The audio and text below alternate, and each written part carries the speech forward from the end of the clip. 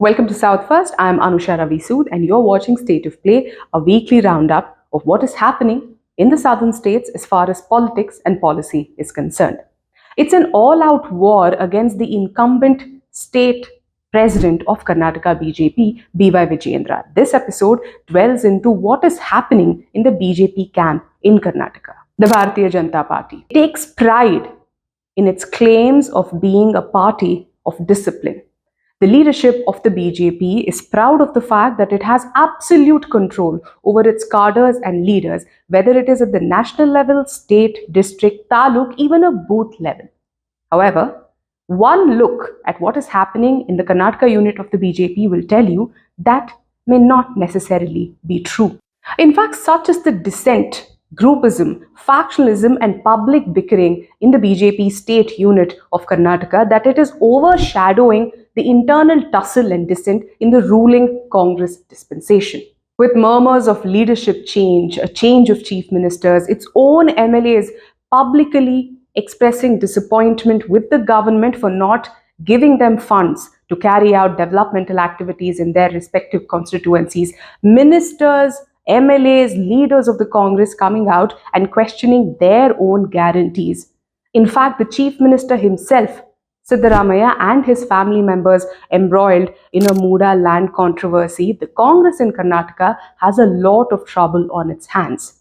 Yet, all its troubles seem to pale in comparison to the BJP and its internal tussle. In fact, this internal tussle has become public bickering, hitting the headlines almost on a daily basis. It's a no-holds-barred attack on BY Vijayendra, the state president of the BJP, the son of former Chief Minister B.S. Yeddyurappa. B.S. Yeddyurappa continues to be one of the strongest leaders for the BJP in Karnataka. A Lingayat strongman definitely, but Yeddyurappa is one leader of the BJP who has identified himself as a mass influencer of voters from all castes and communities. The BJP in Karnataka simply cannot do without B.S. Yeddyurappa, and they learned this lesson in the recently concluded Karnataka Assembly elections. A whole set of leaders in Karnataka BJP today, including former ministers, former union ministers, incumbent MLAs, MPs, MLCs, everybody, an entire group of leaders want B.Y. Vijayendra out as the state president of BJP. So much so that several of these leaders have been making trips to Delhi to meet with the central leadership of the BJP to convince them that it is time to oust B.Y. Vijayendra. The strongest voice among these dissenting BJP leaders is definitely Basangouda Patil Yatnal, a former union minister, an MOS, an incumbent MLA, a man who often finds himself in controversies that he has created by himself. The latest name on this list is former Health Minister of Karnataka and now an MP of the BJP, K. Sudhakar. It seems he's miffed with B.Y. Vijayendra over the latest appointment of district-level office bearers. He insists that Vijayendra meddled in these appointments, even as Vijayendra insists that this was a decision by the central leadership of the BJP and he had no role to play in it. But why all this anger against B.Y. Vijayendra? In fact, it was not just one incident. This grouse does not stem from a single standalone independent incident. Opposition to B.Y. Vijayendra has been voiced within the BJP circles even before he became the state president of the BJP, even before Karnataka even went to polls in 2023. B.Y. Vijayendra, a debutant MLA, was appointed as the state president of the BJP in November 2023, months after the BJP saw devastating electoral loss in the 2023 Karnataka Assembly elections. Ironically, in the run-up to the Karnataka Assembly elections, the BJP's central leadership had very evidently, clearly attempted to distance B.S. Yeddyurappa from the entire process, whether it was campaigning, selection of candidates, or even election strategies. In what was seen as a through and through BL Santhosh election, BL Santhosh, who is the National General Secretary of Organization for the BJP, was seen as the person, the brains behind the BJP's campaign in Karnataka in 2023. The results of the election dealt a shock to the BJP, virtually telling the leadership that BL Santhosh, Prahlad Joshi, Amit Shah, or even Narendra Modi aside, B.S. Yeddyurappa was still the most important factor for the BJP in Karnataka. The same B.S. Yeddyurappa who the BJP had replaced as Chief Minister with Basavaraj Bommai midway through his term. Once bitten, twice shy, the BJP did not want to take any risks. In the run up to the election, B.S. Yeddyurappa had already announced that he would not be contesting any more elections. He virtually passed on his constituency, Shikaripura, to his son, BY Vijayendra. Vijayendra won an election where the tide was definitely against the BJP. As if to atone for distancing him in the run up to the election, the BJP central leadership, it seems, agreed to make BY Vijayendra, B.S. Yeddyurappa's son, the president of the BJP in Karnataka. But that's when trouble began. From day one, dissent was already being voiced against BY Vijayendra. In fact, it was not really the fault of the BJP's cadres and leaders in Karnataka. While the party insists that it stands against nepotism and dynasty politics, it was indulging in the same nepotism by appointing B.S. Yeddyurappa's son, B.Y. Vijayendra, as the state president. This was the concern that was expressed by several leaders in Karnataka BJP unit.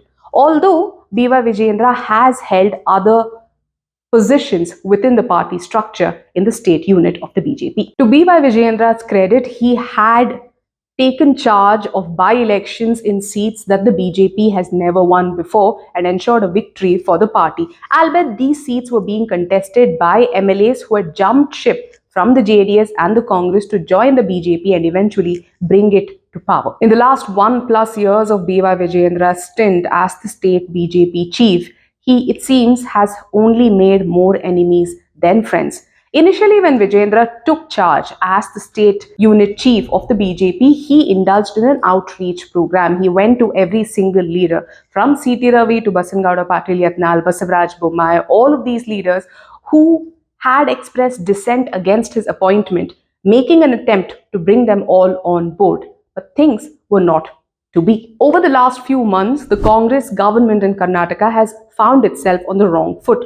But the BJP has always fallen short of cashing in on that opportunity. Most often than not, people think of the BJP as a very potent opposition party. Given its organizational structure, commitment of its leaders, and its strategic thinking, the BJP has always found itself to be a very strong opposition party that can attack the incumbent government, bring it to its knees. But in Karnataka, that situation isn't true. In the last 1.5 years of the Congress's governance in Karnataka, the BJP has raised several issues, whether it was protesting against Ramaya, demanding his resignation over the Muda case, or standing in solidarity with its MLC C.T. Ravi, who has a case registered against him for using abusive language against a woman minister, Lakshmi Hebbalkar, in the Legislative Council.